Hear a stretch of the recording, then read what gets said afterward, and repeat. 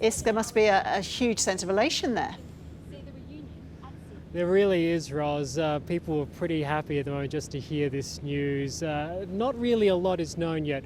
Basically, we were starting to hear that the boy had been found, and police came out and just quickly gave a very short statement saying he's been found alive. And then we heard a little bit later that they've just given him some water and they're trying to move him into an emergency vehicle to do some more checks. But they're trying to keep people away from him as well. As much as this is a joyous occasion, this is still potentially a very frightening situation for the little boy who has autism and is scared by loud noises. So this kind of commotion could be really frightening for him and also cause harm. So police, emergency services, they're very happy. Everyone on the ground is quite jubilant and smiling right now because hopes were high, but we really didn't know what was going to happen. But they're also trying to keep a calm lid on things so that we don't spook Will any more than we have to.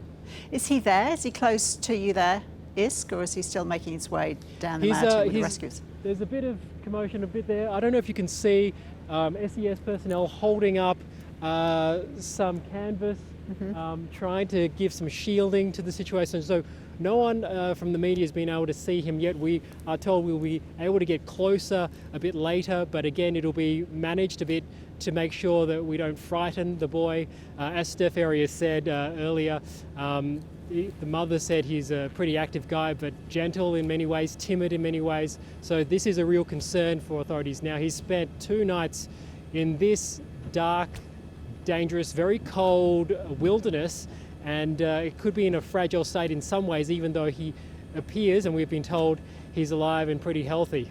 There was confidence from police earlier before the news came through that he had been found, that he would be okay. There was that rather unusual request from the police earlier to leave out food, to leave out water, and they'd been playing Thomas the Tank Engine music just to give him some reassurance to come forward. All those efforts obviously have paid fruit.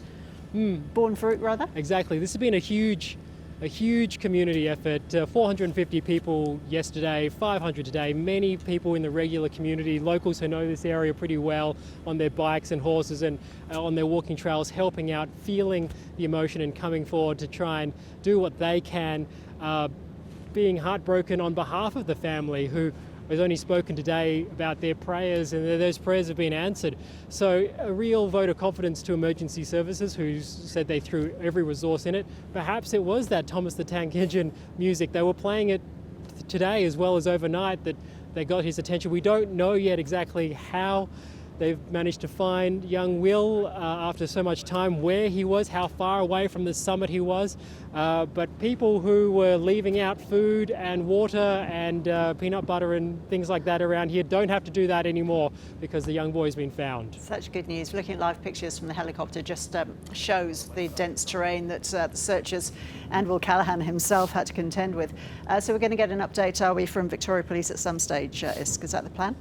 Well, I'm sure they'll be very happy to give us an update at some stage. I'm hoping the mother can speak again. Yeah. She was very brave to speak to us before, describing Will as timid but active, lovable and loved by many, even though he has some difficulties with autism and is described as non-verbal and very easily scared. So I'm sure she'll be wanting to speak a bit later, and police will be wanting to tell us much more. There's so many details yet left unanswered at this point in time, but the headline and the top news is this young boy, after being missing since Monday in really dangerous conditions that even in the daylight are cold and freezing for me, he's survived and he's okay. He's okay.